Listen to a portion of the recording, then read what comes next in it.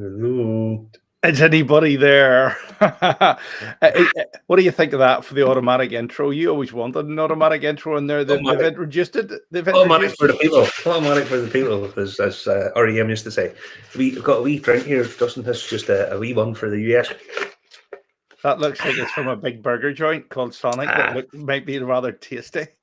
That's a Dr. Pepper. You know, when they say, when in Rome do as the Roman do. Oh, I love Dr. Pepper. It's all right. It's all right.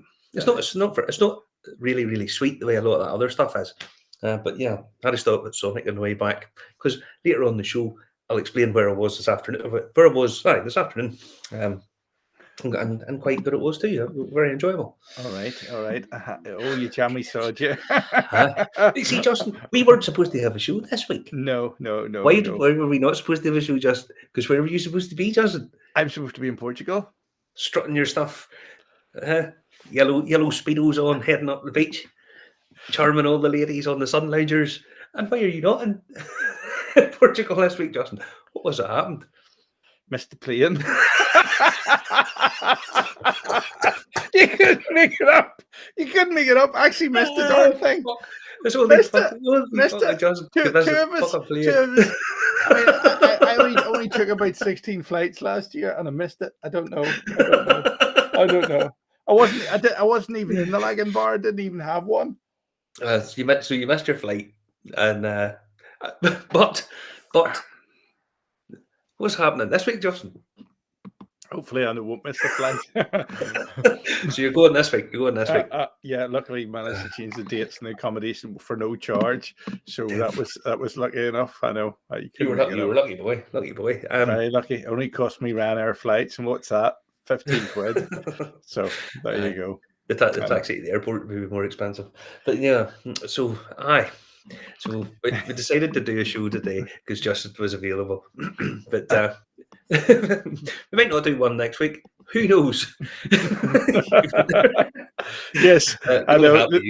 Well, the plane might get hijacked and might fly somewhere. Actually, I was with somebody else the other day, and they didn't believe these things happened. And we went to go somewhere and do something. And I says, wait until I tell Marty, I'll never believe it. And it was shut. Was it Peter? I can't remember. It was somewhere else I went. It was supposed to be open. It was shut when I got there. Only ever happens to you, mate. Only ever happens to you. I know. Brilliant. Very good. Yeah, but more or less totally over the flu. Still a wee bit of a thing in the back. So I think everybody, even back home, people over here, loads of people that have down with it. I think loads of people back home. Well, I've got something. I'm not sure what it is, but anyway, I thought it was an ear infection. Hence, you just don't know. And you feel all right 1 minute, and then you don't feel all right the next. And do a COVID test, and it comes up negative, and you think, anyway. I don't know. I think there's so many things going around. It's just ridiculous. But anyway, back to full fitness now. But will we do a wee bit of news this week? I think we shall. Excellent. Let's do a bit of news now. It's a bit of a buyer's market at the secondary prices here at the minute. Last week, Whisky bidders, who are the what you might call it, they mainly specialise in Irish whiskey. It has to be said. Ian down in where is it? He's based. Mainly based in Ireland. Now, he finished last week, and I have to say some of the prices were way off. Nowhere near the even near the reserves.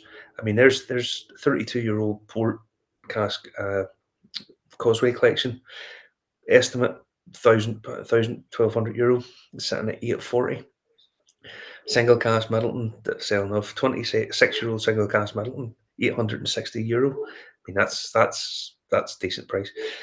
Tailing 30-year-old estimate 1,300. 5 minutes left on it. It's sitting at 660. Now, some of these, to be honest, I was trying to get screenshots. The way Whisky Bidders works, quite democratic of them. If there's a bid, then it extends for a bit that lot. So some of these did sell a little bit more than what I took the shots of them, but loads of them didn't make anywhere near the reserve or anywhere near the estimate. That's go back to the Macallan. Macallan, normally absolute banker of a seal, and yet it's what's sitting there at 660. Estimate on it, 800, 900 euro. Normally Macallan just fly out, but there's definitely a bit of a change. Yeah, it's troubling times, isn't it? Really? Well, absolutely. I mean, it will pick up. I mean, there's a whole host of reasons in this, and I'm not just picking whiskey bitters in this here because they are for any reason. It's just that they were the Irish one that stopped last week. Irish whiskey auctions normally somewhere between sort of 11 to 1300 lots in it. This month, only 900 lots in it.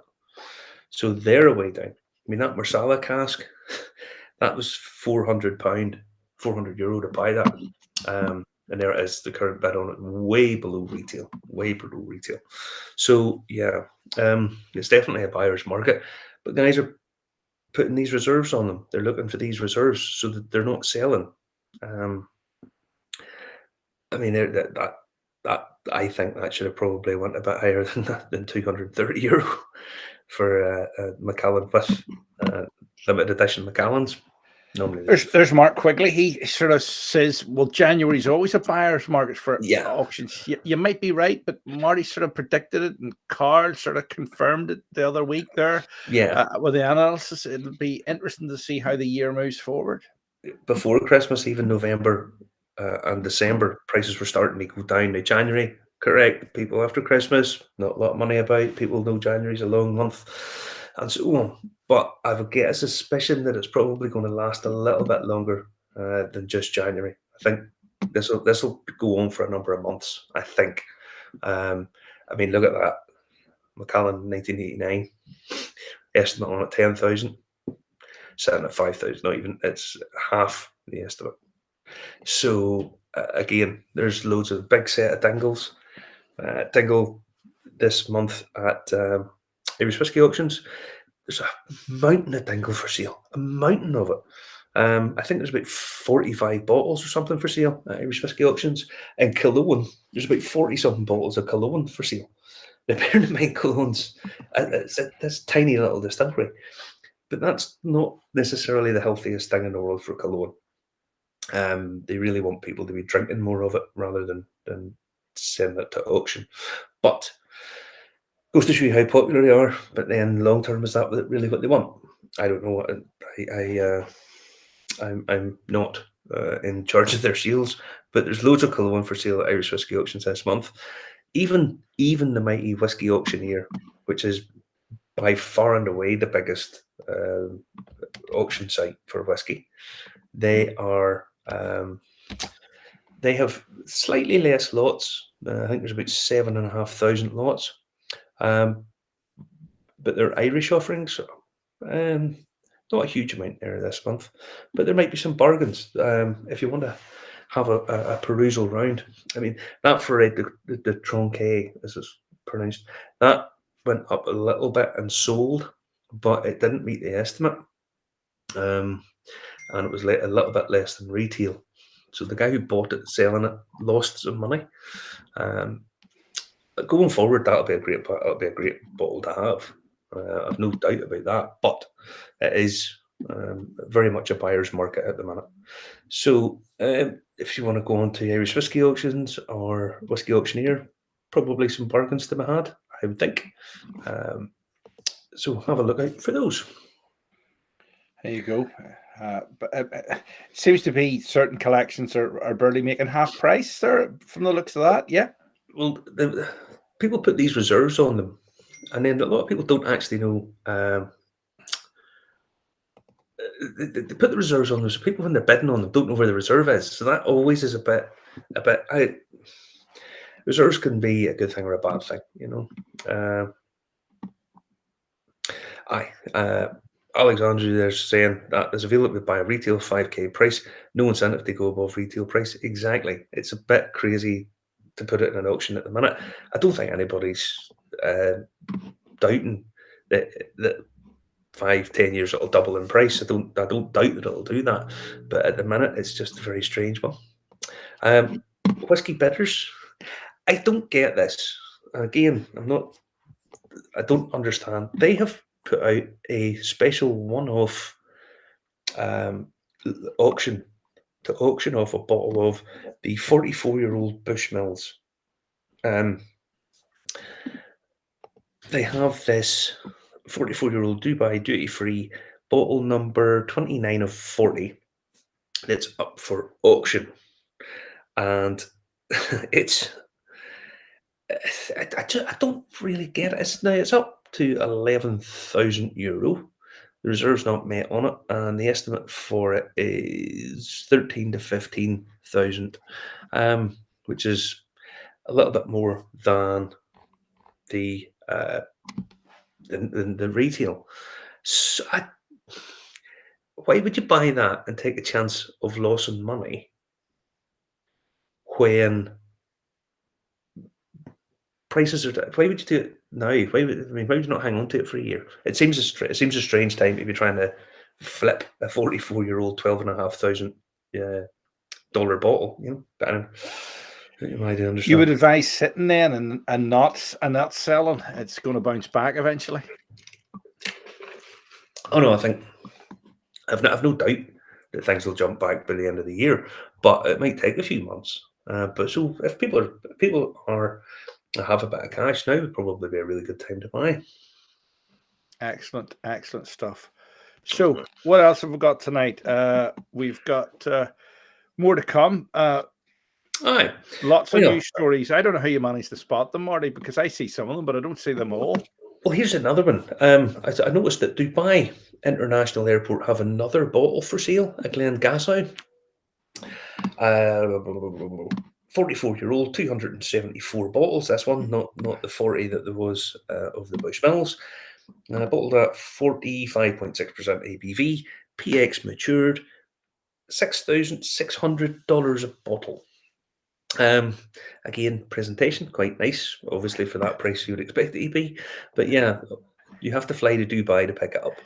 It's stunning presentation in that, Marty. Absolutely stunning presentation in that. Well, I think maybe if you've seen it in real life, I think it probably would be very stunning. But that kind of thing photographs well.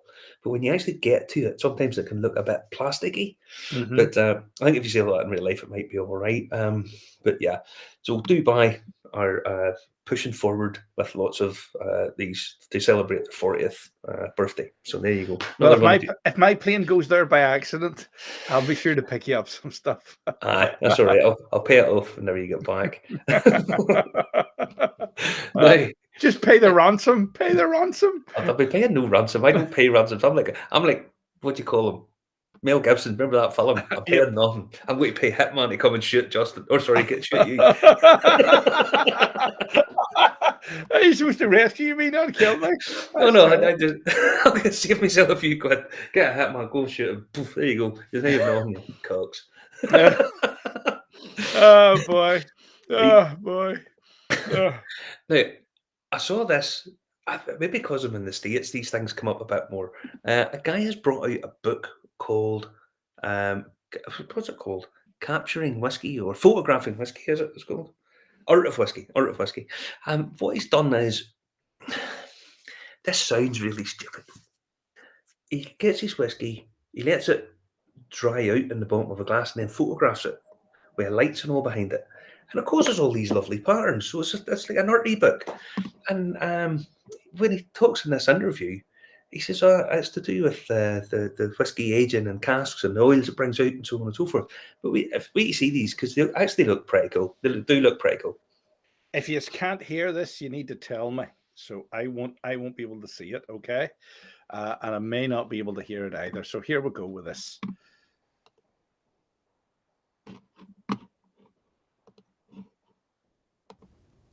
Our David Pogue has discovered an artful dimension to that familiar toast.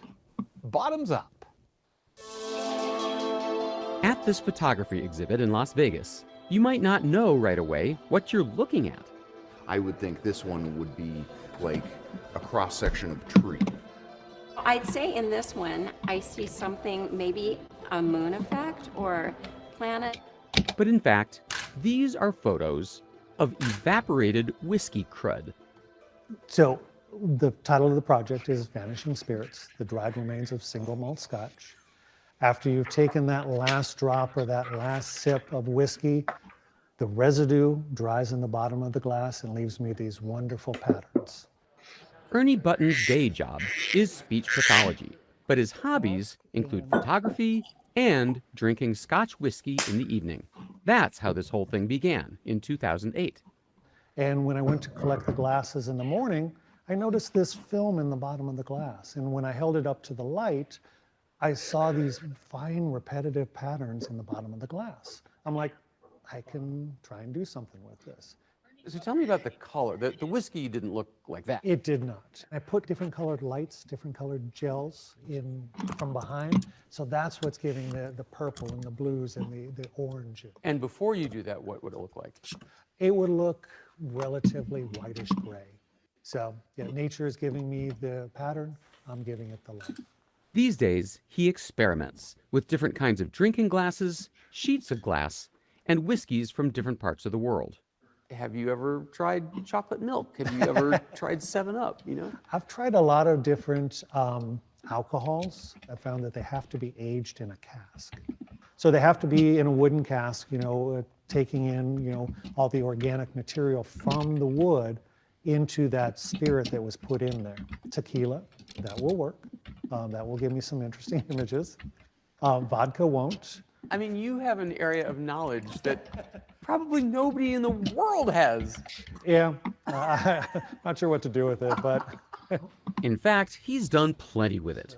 His whiskey photos have been featured in the New York Times and in National Geographic. They inspired a published scientific paper, and they're published in a coffee table art book. Is there a takeaway? Is there a lesson? The ignored or the overlooked can have relevance, can have interest. If you don't look around, if you don't pay attention to the really small things in life, you could miss out on something really big.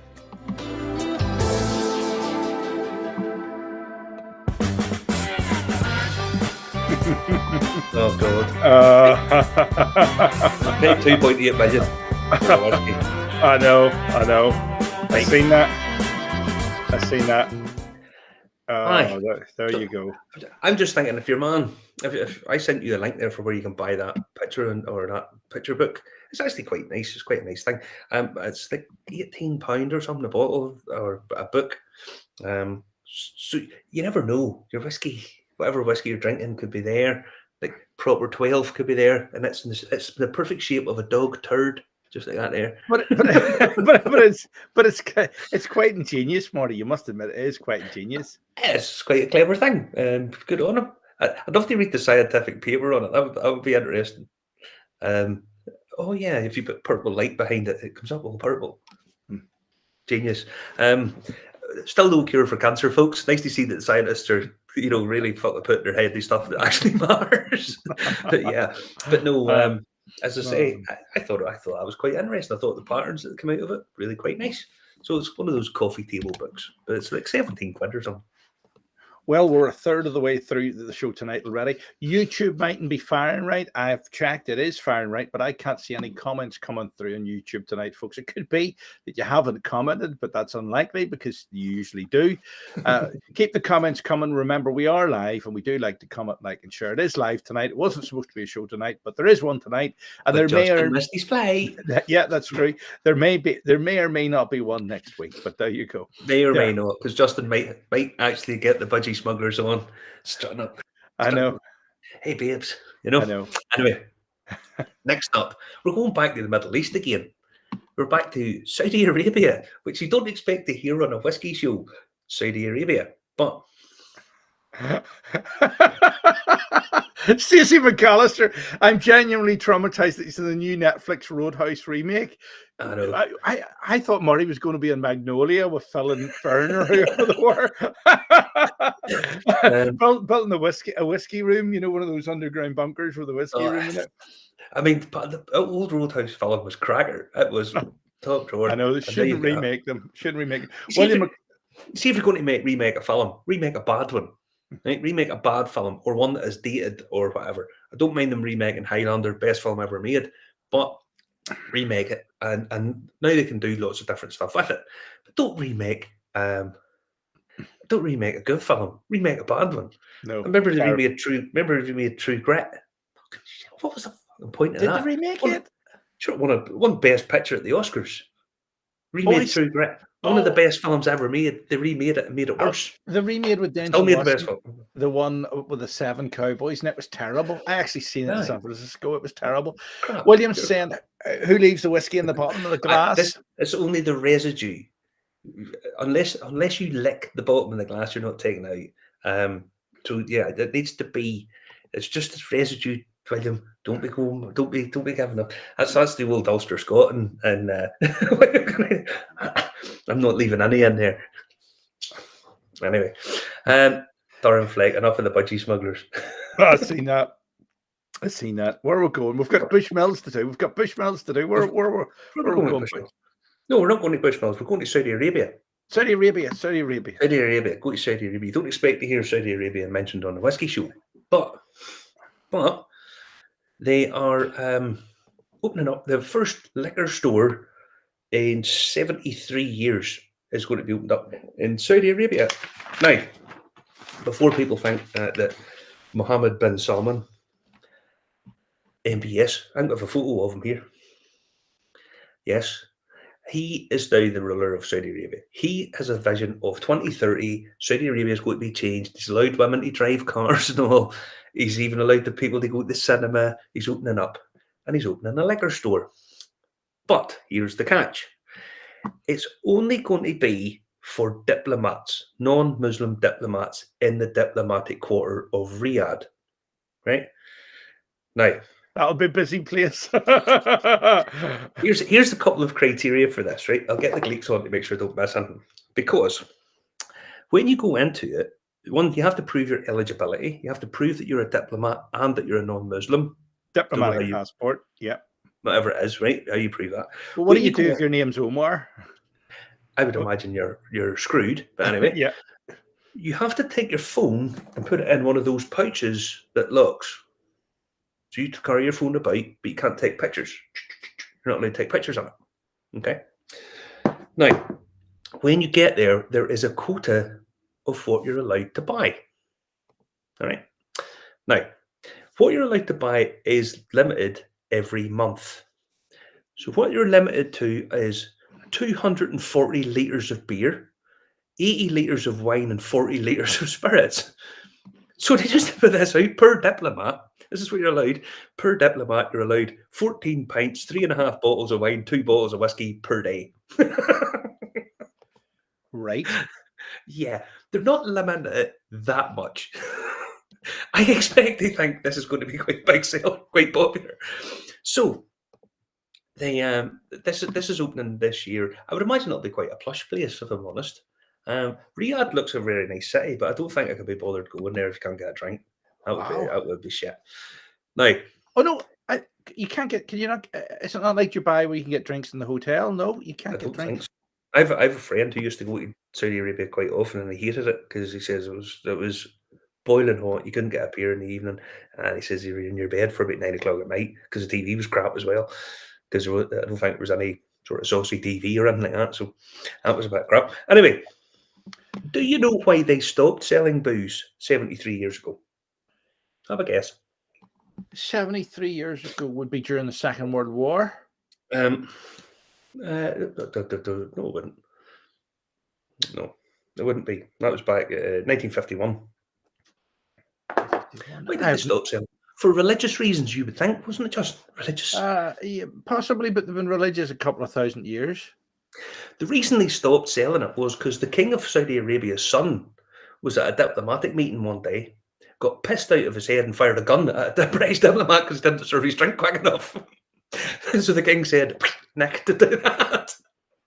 That's why they stopped selling booze in Saudi Arabia.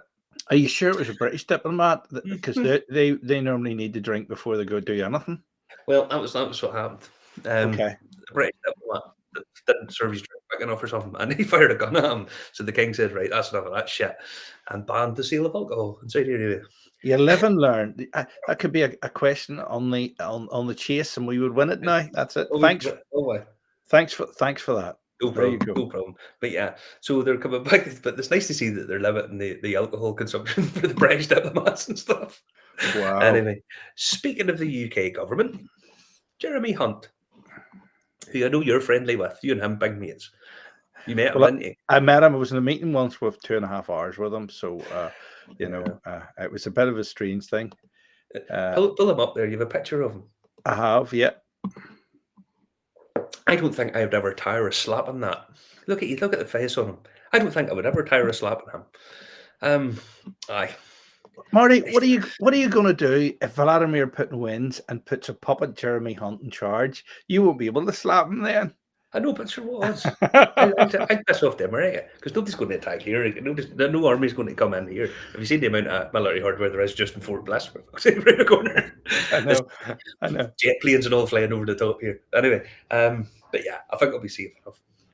But anyway, last year he increased taxes by 10.1%. And when they increased tax, why did they increase tax, just? To get more revenue.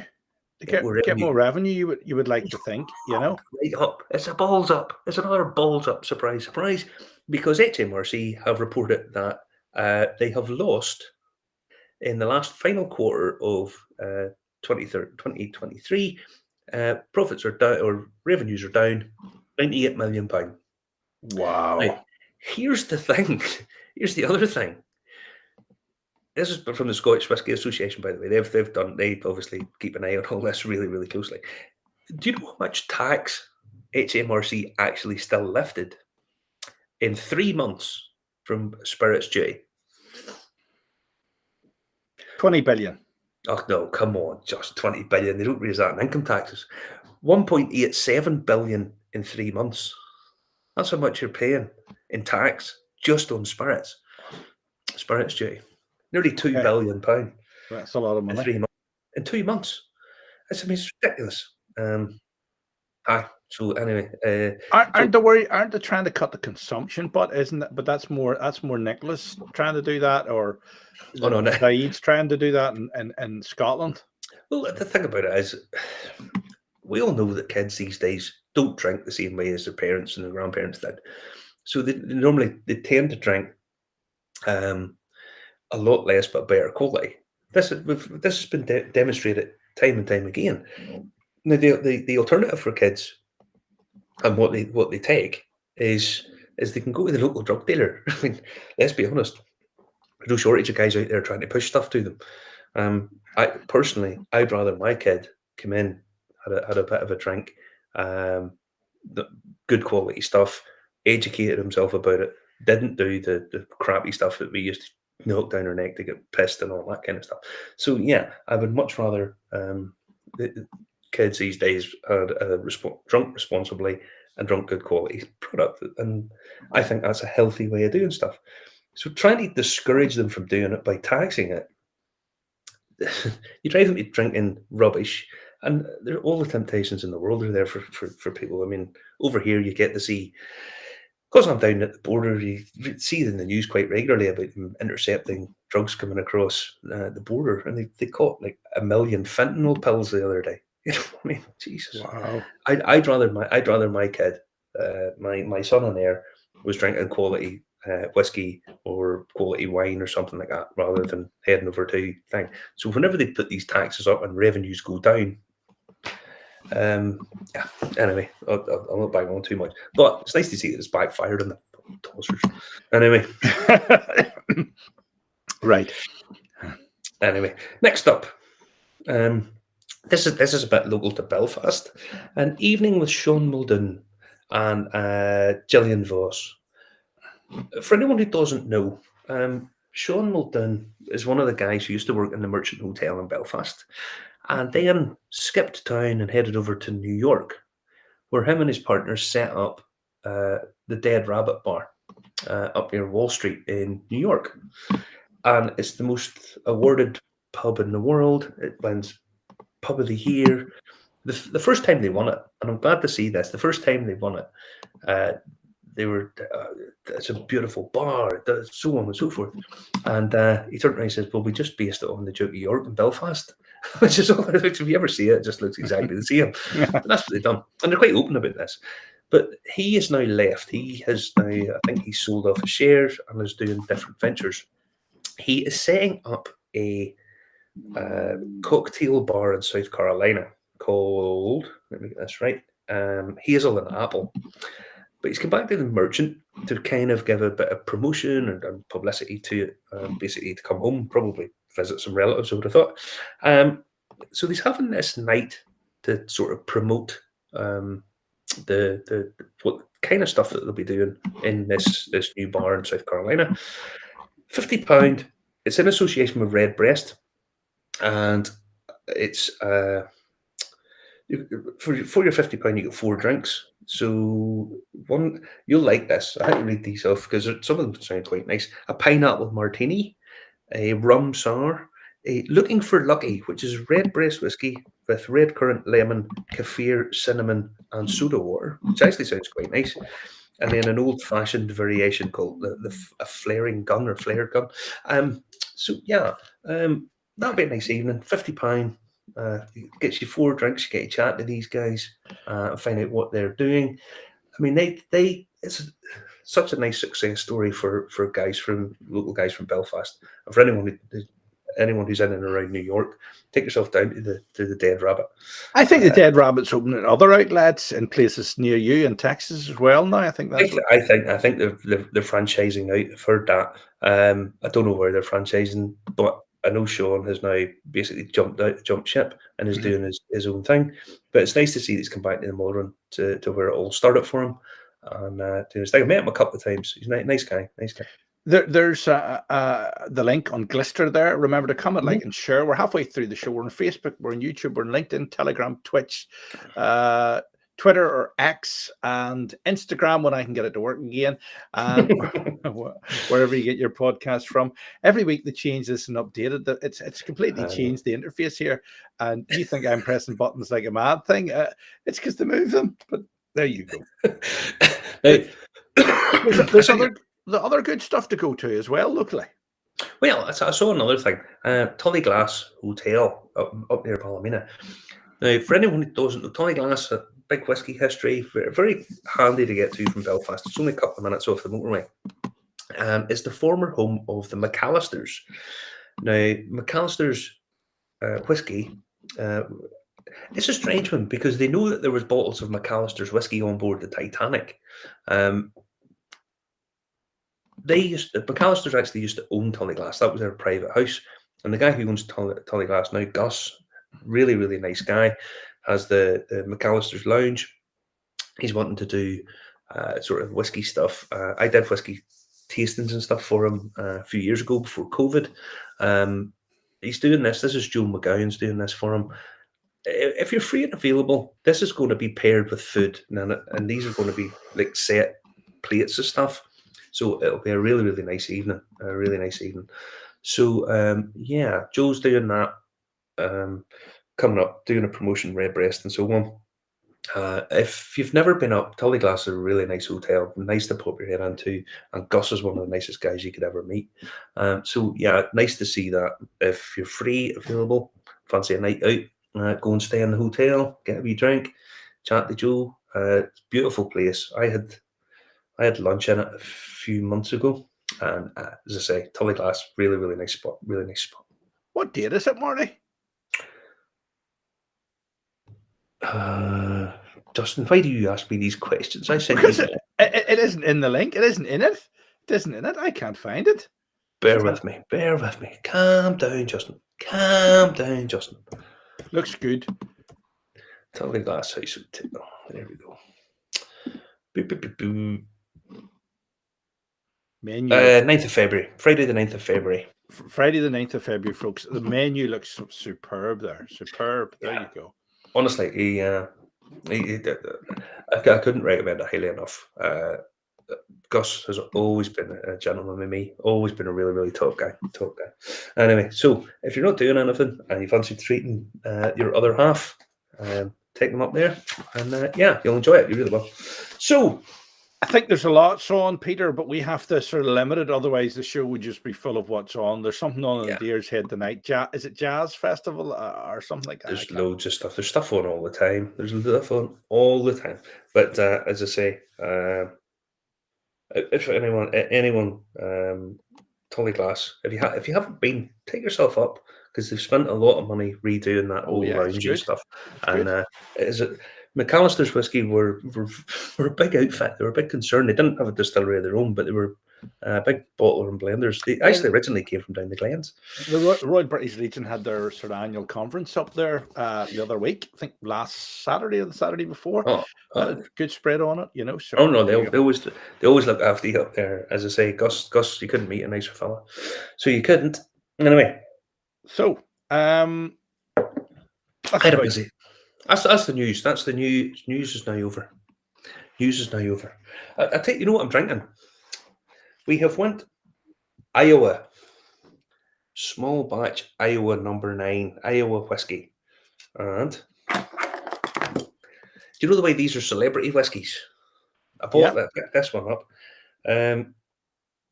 This is 45% ABV. It's a corn-based whiskey, and it's from Slipknot, the band. You know, Slipknot. So yeah, it's actually pleasant enough. It's a little harsh, but then some of these corn whiskies tend to be. It's hard to work out who's actually an enthusiast and who's just selling their name to make money. Well, put it like this: you kind of think to yourself, if you're going along and you think to yourself, who should be bringing out whiskies? Athletes? Probably not. People you know don't drink very much. I mean, Jerry Armstrong back home with things popped up again just now. I don't know where that comes from. I don't know who does it or how they do it. Give us a thumbs up on YouTube or Facebook to see if it works. Hit the thumbs up thing there. I think it does it whenever I go like that. It pops up. I don't know. I thought it was when I moved the mouse and it went into disabled mode, because my mouse gets big in disabled mode. I don't know. But no, people bring out celebrity whiskies. Some people just Jerry Armstrong back at Belfast has his Spirit of 82. Jerry likes a drink. He always has done. So that's perfectly legitimate. But some of them is just like, I know you have it. You have drunk Graham Madole bringing out that Grey Mist or whatever it's called. Like Margot Roberts. Oh boy. Marty, is that a bottle of Pappy on your table? No, it's not, Peter. No, it's not. Wait do you hear this, Peter? Where do you hear what he missed out on? I was talking to Peter during the week. Peter was very kindly gave me a call, and I have a bit of a chat with him. No, this afternoon, what we did, I'm doing a whiskey tasting tomorrow with a local guy who runs a little club or a club in El Paso. El Paso's right on the border with Mexico.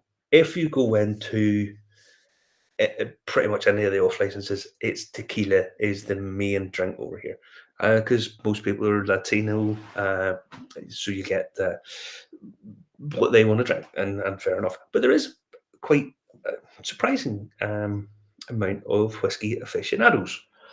Now, I was talking this week, and I'm doing a tasting tomorrow for a group of friends. So I was informed, listen, there is a thing down at a bar, an off liquor store that sells quite a lot of different whiskies. Now, for anyone who's never been to El Paso is a big place. It's not a wee tiny place. It's a big old city. And I'd heard about this place, but I hadn't actually went down. I think I went down the last time I was there. Anyway, went down to Juanito's, and you automatically think this has to be a tequila place. You know, with a name like that, has to be a tequila place. Well, what they were doing today was basically a raffle for people who our customers, members of the club, and all this kind of stuff. And don't start going through loads of photos here, Justin, because I need to talk about them. And I was kindly said, listen, if you want to come down a run, come down, and I'll help you out, because you have to have a ticket, and you have to have a sort of like a loyalty card to come down. Guy says, look, I have a couple of tickets. I have a couple of spare ones. If you want to come down, it'll be fine. So Marty went down, and the first thing was, if you bring up that bakva, or batka, I should say, bring that up, because there was a stand there, and a girl called Mira, who's actually the sister of the guy who started this. She was doing a bit of a promotion, and she says to me, oh, do you want to try any of that? I says, well, I actually bought that bottle a couple of weeks ago. Oh, did you? And oh, that's great, that's great. I says, well, I like the story to it. I like the idea of it. I think it's different. And she says, so where's that accent from? I said, well, sorry, I tell a lie. She said to me, oh, are you from Scotland? And I says, no, I'm not from Scotland. I'm from Northern Ireland. Oh, she says, okay, right, yep, I get it now. She says, I lived for a while in Donegal. She says, I absolutely loved it. I loved it. I says, oh, well, you're up my end of the world, you know, up Ulster way. And she says, oh, it's just, it's so beautiful. Chatty. And then she very very kindly gave me a little measure of a 1973 Armagnac Bakva. Armagnac. We'll enjoy that. That's a really nice thing. Thank you very much for that. But she was doing the story. She was telling us all about the story about it and how it all came about. And she actually lives in El Paso, so it was quite a nice thing to get to meet her. But yeah, so she was there sort of as people were filing in. Is this her in the picture? That's her in the picture, chatting away. She never stopped talking to people. She was great at pastor, really, really nice. And the fact that she remembered the family kind of adds to it, because sometimes you get brand ambassadors and only paid employees, then that she is a bit of a vested interest. And nice thing doing it. So yeah, that was nice in the line. Now, if you skip forward to a couple of pictures, now that's her doing the tasting. Skip forward to the people outside. No, sorry, stay there. What happens is, because these guys get an allocation of bottles, okay? We all know that your pappies and some of the other stuff are very, very limited, so people get a very sort of small allocation of them. Now, the people who are selling these can do a number of things. One, hang on to them for themselves, or sell them directly to bars who quite happily pay over the odds for them, and then charge extortionate. Charge whatever they want to charge. People pay whatever they want to pay. They charge a huge amount just per glass. But they can't keep them. Or what they can do is they look at the secondary market and go, right, that's auctioning off for $1,000 a bottle. I'm selling it for $1,000 a bottle. And I don't blame anybody for any of this, because it's people have to keep the lights on, and that's the way I always look at it. You know, people are in business to make money. So yeah, these guys do it slightly different. What they do is, if you've been a customer or a friend or member, whatever, you get the coupon. You come up, and they give you this little coupon. And today there was about 100 people. There was 95 people or something in the thing. And what they do is they pull each coupon out as a raffle, and that was mine. And that you are number one in the queue, number 2, 3, 4, 5, 6, 7, all the way through till they finished up at 96 or 7, whatever it was. So I ended up, I was 12th in the line. Now, number 1 goes up, gets first refusal. Okay? All the way through, and there are some pretty nice things to pick up. This is like the way they do raffles in England. Yeah, well, it's it is. Yep. You first choice. Yeah. Yeah. Now, there was a couple of really special bottles, and what they did was they said that whoever got certain specific numbers got a choice of, or a chance of buying something a bit special. Anyway, go round to the queue. Where's he at? What's he doing? Skip forward. They'll show you. That's how many people were standing outside. Wow. There's quite a lot of people Mhm. to get some of these bottles. Went through. I was 12th in the line. I got through, and I was able to pick myself up this rather nice bottle. It's a bottle of Willet. Hang on. Single cask Kentucky bourbon, rare release, handcrafted in Kentucky. And if you can see that there, Yep. 10-year-old, barrel number 4015, Uh-huh. 63.2% ABV. And there is only 174 bottles. So I picked that up for retail price. Retail price, $400. Auction price, I take that back home, I throw that in an auction, and I'll make over £1,000. Wow. Now, the fact that these guys are doing this, I'll give you a hint. I've found out because I had to, once I got that bottle and stuff, I didn't stick about too long. I had to head back because I had someone waiting on me and I need to get back in time for this. A guy got a bottle of 20-year-old Pappy Van Winkle, which can auction for, in the UK, way in excess of £2,000 a bottle. And he picked it up at retail price, $280. Now, that's a nice thing for a shop to be doing. I take my hat off to them. So the guys who got the really bargain bottles done really well. It looks like seat of the pants sort of stuff. It's not like, you would get at the auction here where people are dressed up and gavels and all. It looks like it's on the street. It's not an auction. You get a ticket. Uh-huh. They pull out the ticket. So you get 411. you get position number 1. So you go at the front of the line. Pure Position raffle. number 2. Pure raffle. Democracy in action, and a couple of guys done really well. I mean, I done really well today. I done Mhm. really well today. I Yeah. picked up a bottle for $400 that if I take back home again, I'll easily get over £1,000 for it. You might, on a good day with a tail in man. You'll be back there next year, same time, same No, place. I mean, the thing about it is, people talk about people flipping bottles and all that kind of stuff. I'm not in anybody's shoes, okay? I don't know whether they have to pay the mortgage or their kids' university fees or whatever. So if someone can make a couple of quid picking up a bottle and shifting it off to somebody else, fine. I'm quite happy with that. It's one of those things, it is what it is, It is what it is. I mean, in an ideal world, all of the best whiskies in the world would be available at rock bottom prices for everybody. But it's not how it works. Doesn't happen. It's, Nothing it's, happens like it's that. all this. But the fact that these guys don't just say, I tell you what, we've got bottles of Pappy here. We'll hang on to them for a year and sell them a bit. I take my hat off to them because they're accommodating their customers and doing really well. We'll be back down there again very shortly, Justin. Very shortly. Tell me this, is that the sort of thing that a lot of places do in America, or is that sort of unique? It depends, I suppose, on their allocation. You ever heard anybody doing that in Ireland? Supposed to do the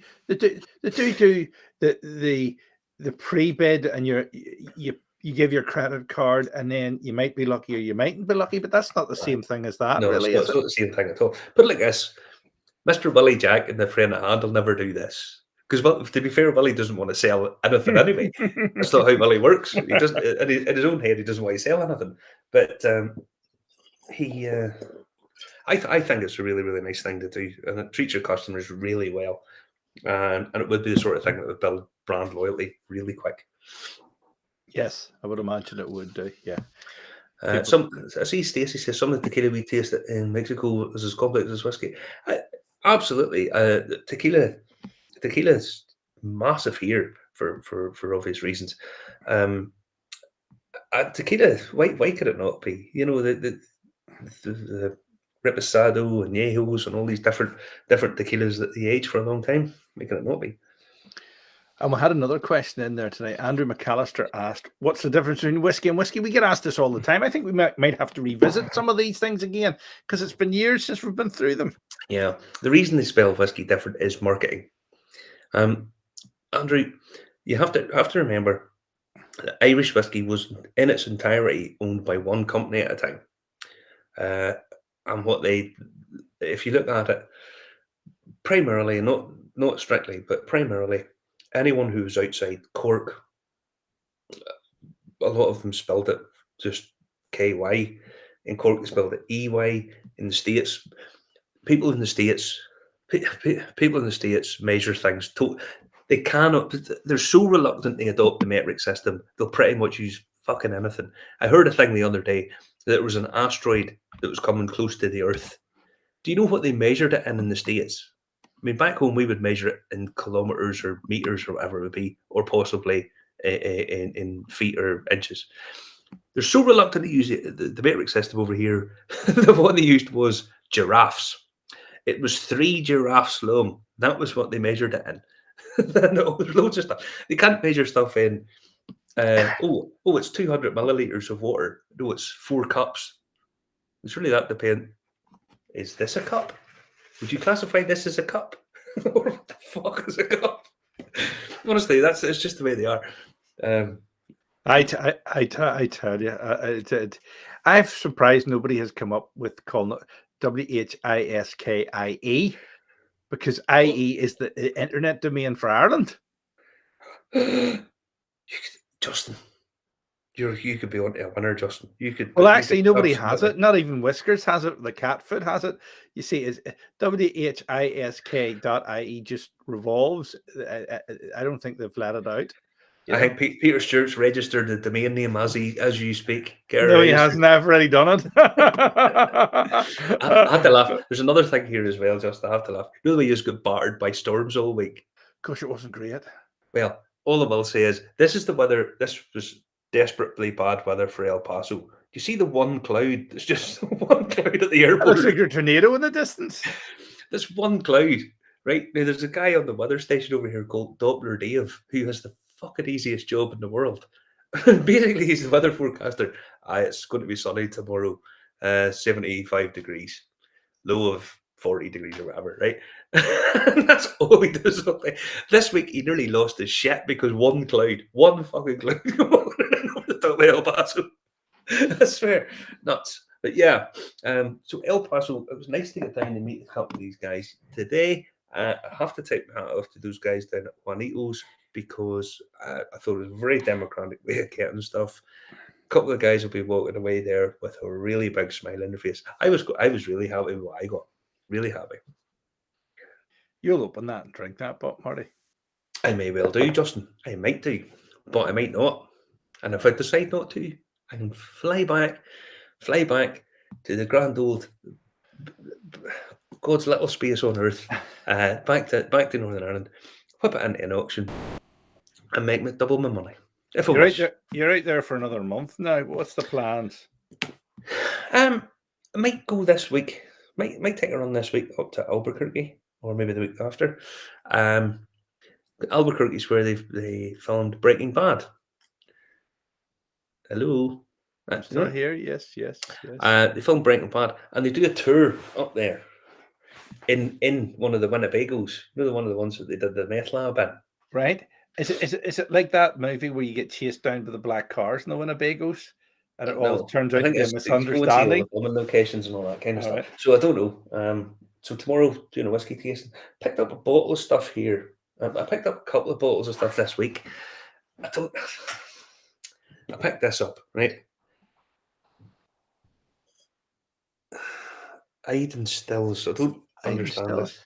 Now, this is a blend number 3. Picked it up because I don't get it back home. Every drop trip distilled matured in Ireland. 40% alcohol. The Iden Stills Whisky Company Artisan Whisky Blenders. Now, there's loads of this shit. It's not as if it's limited. A beautifully light and delicate blend of Irish whiskies. Now, you know straight away, this is like $20 a bottle, right? So you know straight away that it's probably Cooley or GND. Bottled for Alexander Murray & Co. Incorporated, USA. Willard Brand, Ventura, California. Now, I cracked this open just to get a taste of it yesterday, just to see what it's like, because there's loads of it on the shelf. I thought, yeah, well, we'll give it a try. It tastes of fucking nothing. Nothing. it's another. So it couldn't be either of them if it's chasing nothing.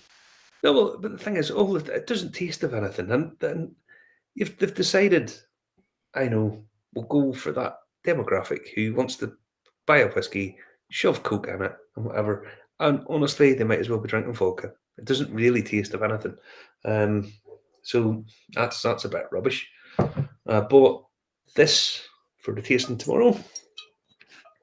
This is Bushmills 12. This is bourbon and Oloroso and then finished in Marsala casks. This is like $50 a bottle. Really, really nice. There's Connor saying it's probably West Cork. It's one of them. I suppose if it doesn't taste of anything, it's maybe West Cork. I don't know. It's one of those, and it's just rubbish, to be honest. That's what it is. But no, that Bushmills, the 12, that was one of the ones that was released in Asia. Now it seems to be part of the core range over here. It's like $50 a bottle. That's pretty good value for money, I think. So it'll be nice to try it tomorrow. So picking up bits and pieces here and there. And that's what we're doing. Excellent stuff. A lot going on here. McConnell's is getting ready to launch. And do their tours. I see Peter's brought up Monday, 12th of February, upstairs at Madden's Bar. Bushmills brand ambassador Mark McConnell takes us through their spirits for February tasting. Mark, lovely guy, just took over there as the brand ambassador for Bushmills.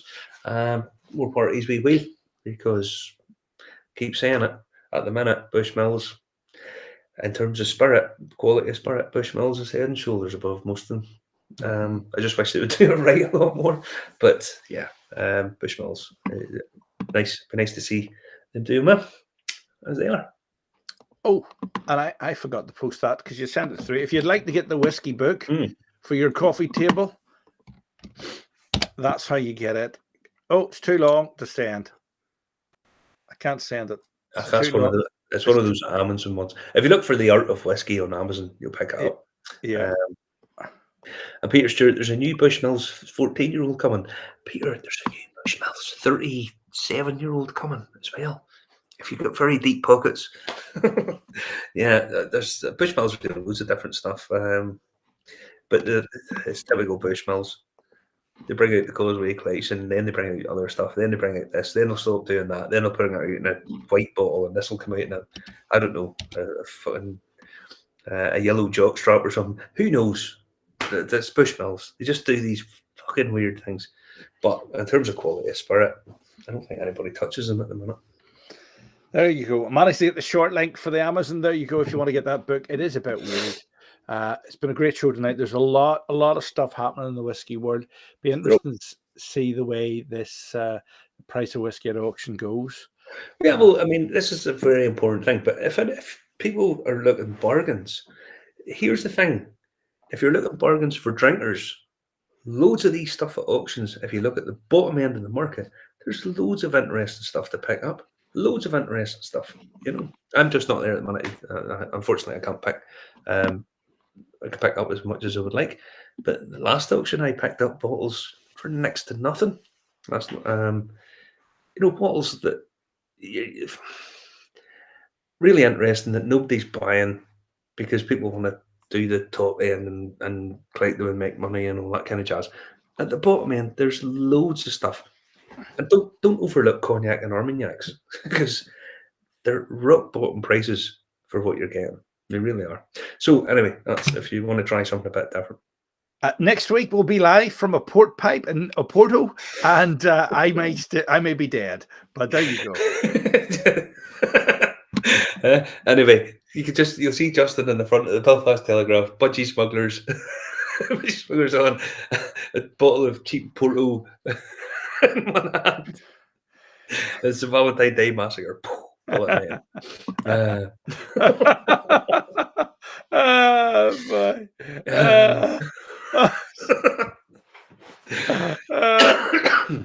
Anyway, have a good week, guys.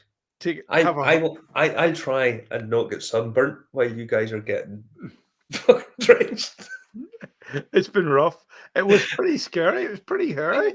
Somebody was telling me there was like 120-kilometer winds, which in US parlance that would be 120 giraffe farts. but no, I heard it was 120 mile an hour winds, 120-kilometer an hour winds, 80 mile an hour winds.